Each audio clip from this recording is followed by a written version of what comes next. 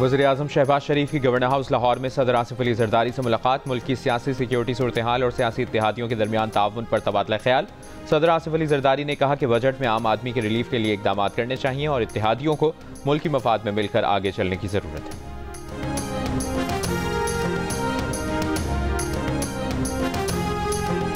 Army chief field marshal Asim Munir ने कहा कि बलूचिस्तान में भारतीय मुदाखलत पोशीदा नहीं, बलूचिस्तान में दहशतगर्द नेटवर्क्स के शवाहिद मौजूद हैं।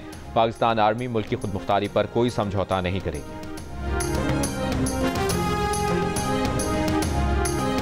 भारतीय फौज के साबिक अफसर और दिफाई तजियाकार परवीन साहनी ने भारतीय चीफ ऑफ डिफेंस स्टाफ से मुस्तफी होने का मुतालबा कर दिया।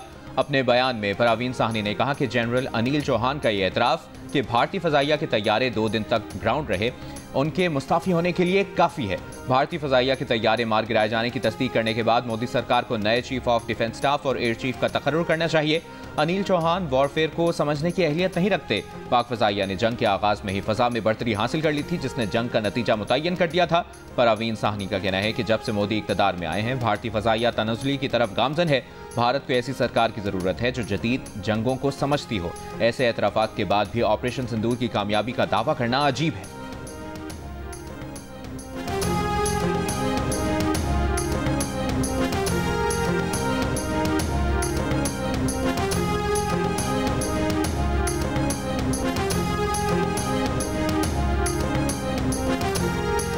पाकिस्तानी और तुर्क इंटेलिजेंस एजेंसियों की मुश्तरका कार्रवाई में दाइश के अहम कमांडर को गिरफ्तार कर लिया गया। तुर्क मीडिया के मुताबिक ISI और MIT ने पाक अफगान सरहदी इलाके में मुश्तरका कार्रवाई करते हुए दाइश कमांडर ऑस्कर ऑल्टन को गिरफ्तार किया।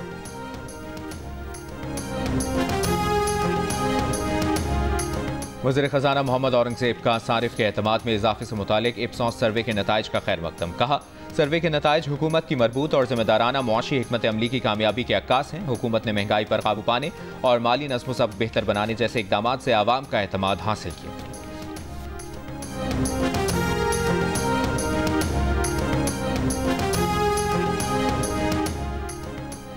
तनख्वाहदार तबके के लिए टैक्स की शरह में मुजवजा कमी पर IMF से इत्तेफाक राय का इम्कान। FBR ने सालाना 6 लाख से 12 लाख रुपए तक आमदन वाले अफराद पर सिर्फ 1% टैक्स लगाने की तजवीज़ दी है, जो मौजूदा 5% की शरह से कम है। रोजनामा जंग में शाया मेहताब हैदर की रिपोर्ट के मुताबिक आला हुकाम ने बताया कि IMF पहले स्लैब से 1.5% टैक्स की वसूली पर जोर दे रहा है। बाकी स्लैब्स के लिए तनख्वाहदार तबके की हर आमदन के स्लैब में 2.5% कमी की तजवीज़ है। ज्यादा से ज्यादा स्लैब की शरह को 35% से कम करके 32.5% किया जाएगा। आला हुकाम ने बताया कि तनख्वाहदार तबके की तजवीज़ करदा टैक्स स्लैब्स में कमी का मुकम्मल तयन अभी तक नहीं हुआ है।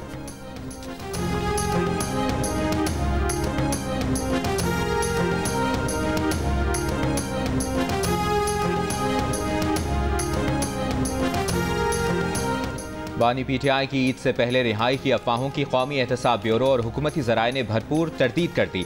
दी न्यूज़ के एडिटर इन्वेस्टिगेशन अंसार अब्बासी की रिपोर्ट के मुताबिक नायब अहदेदार का कहना है कि कानूनी ज़ाब्तों के तहत किसी सज़ा याफ्ता फ़र्द को रिलीफ देने से कबल प्रोसिक्यूशन को सुना जाना ज़रूरी होता है, जो अब तक नहीं हुआ। एक आला सरकारी अफसर के मुताबिक ना कोई मुफाहमत हुई है, ना कोई बातचीत और ना ही कोई पेशकश मौजूद है। फिर भी कुछ PTI रहनुमा उम्मीद रखते हैं कि ईद से कबल बानी PTI को जमानत मिल जाएगी। उनकी उम्मीदें 5 जून को इस्लामाबाद हाई कोर्ट में होने वाली समाअत से जुड़ी हैं। बानी PTI और उनकी अहलिया बुशरा बीबी ने तोशाखाना केस में सज़ा की मुअत्तली के लिए दरखास्तें दायर कर रखी हैं।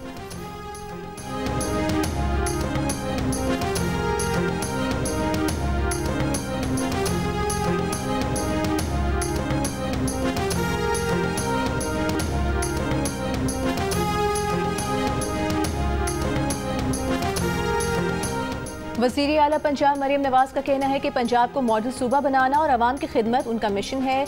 नौजवानों की तालीम और माली खुद मुख्तारी तरजीहात में सरे फहरिस्त हैं। तरक्की के समराज सूबे के हर हिस्से तक पहुँचाना चाहते हैं। वज़ीर आला पंजाब मरियम नवाज की अरकान असम्बली मोहम्मद अहमद खान लगारी और नई मख्तर से गुफ्तगू। मुलाकात के लिए आने वाले अरकान असम्बली ने मुल्तान रिहाड़ी रोड की तामीर और तौसीफ प्रोजेक्ट शुरू करने पर इजहार तशक्कुर किया। किसान कार्ड, मीनारी कार्ड, राशन कार्ड, हिम्मत कार्ड और एजुकेशन कार्ड को बेहतरीन कदम करार दिया।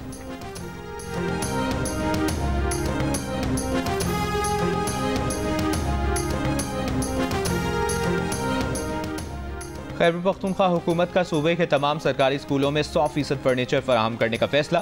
सालाना तरक्याती प्रोग्राम के इजलास में वज़ीर आला ने कहा कि सरकारी स्कूलों में कोई भी बच्चा फर्श पर नहीं बैठेगा। अगले माली साल के दौरान सरकारी स्कूलों के हर बच्चे को फर्नीचर की फराहमी यकीनी बनाई जाए। अली अमीन गंडापुर ने कहा कि सरकारी स्कूलों में तदरीस के मयार को भी बेहतर बनाने के लिए खुसूसी प्रोग्राम शुरू किया जाए।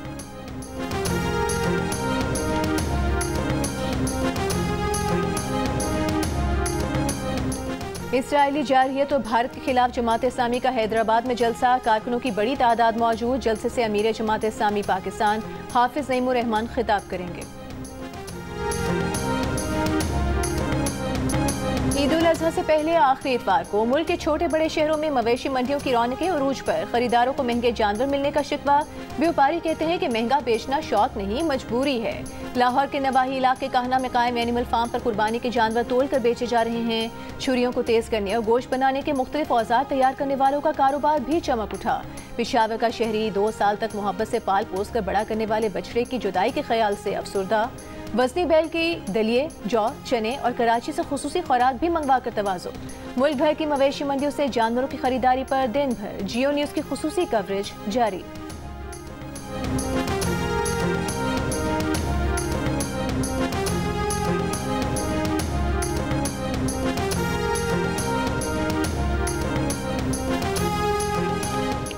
महकमे दाखिला पंजाब ने ईद उल अज़हा के दौरान आर्जी नस्ब होने वाले मैकेनिकल झूलों पर पाबंदी आयद कर दी। मुस्तकिल झूलों के लिए फिटनेस सर्टिफिकेट लाजमी करार। नोटिफिकेशन के मुताबिक आर्जी मैकेनिकल झूलों पर पाबंदी का फैसला हिफाजत के लिए किया गया है।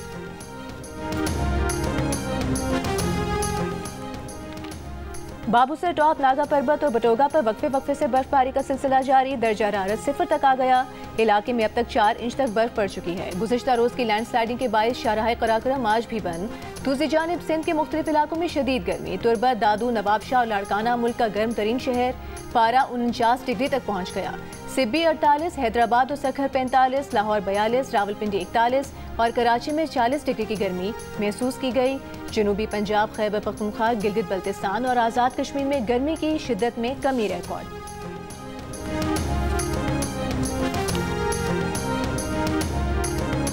एशियन एथलेटिक्स चैंपियनशिप में गोल्ड मेडल जीतने के बाद वतन रवानगी से कबल अरशद नदीम का पैगाम। आप सबकी दुआओं से अल्लाह ताला ने फाइनल में कामयाबी दी और पूरे पाकिस्तान को इज्जत दी। अरशद नदीम ने कहा, आज रात वतन पहुंच रहे हैं। बड़ी खुशी हो रही है कि पेरिस ओलंपिक्स के बाद अल्लाह ताला ने पाकिस्तान को एक और फतह दी।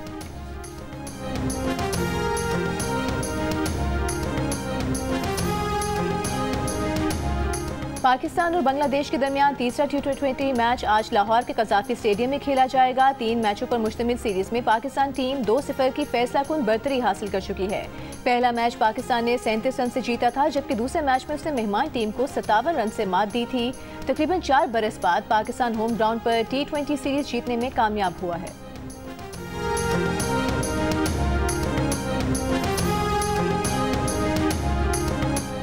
चेयरमैन सेनेट यूसुफ रज़ा गिलानी की तुर्कमेनिस्तान के सदर से मुलाकात। यूसुफ रज़ा गिलानी ने कहा कि तुर्कमेनिस्तान ने गैर जानिबदाराना दोस्तों के ग्रुप का आगाज़ किया है।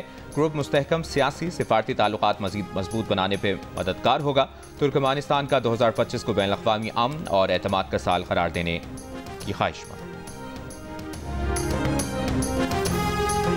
साबिक वफाकी वज़ीर फवाद चौधरी का सरकारी टीवी में नाम की तख्ती बहाल करने पर वफाकी वज़ीर इत्तलात अता तारिर से इजहार तशक्कुर। कहा कि बतौर वफाकी वज़ीर इत्तलात उन्होंने कॉन्फ्रेंस रूम का इफ्तिताह किया था, लेकिन 2022 में हुकूमत तब्दील होते ही उनके नाम की तख्ती हटा दी गई थी। ताहम अब वफाकी वज़ीर इत्तलात अता तारिर ने उनके नाम की तख्ती बहाल करके आगाह किया है। इस अच्छे तर्ज अमल का मुजाहरा करने पर वो उनके मशकूर हैं। पंजाब की सीनियर वजीर मरियम औरंगजेब ने ड्रेन्स में जहरीले पानी और केमिकल्स के अखराज की रोकथाम के लिए ऑपरेशन की मंजूरी दे दी। अडियाला ड्रेन समेत तमाम ड्रेन्स में सनती और म्यूनसिपल फुजला डालने पर मुकम्मल पाबंदी आयद।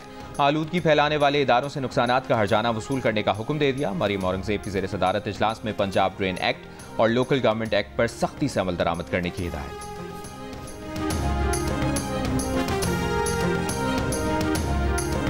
और इसराइली जारहियत और भारत के खिलाफ जमात इस्लामी का हैदराबाद में जलसा। हाफिज नईमुर रहमान ने कहा कि कश्मीर और फ़लस्तीन की आज़ादी का वक्त आ गया है। पाकिस्तान गजा में इसराइली बर्बरियत पर मुसलमान हुक्मरानों की कॉन्फ्रेंस बुलाए।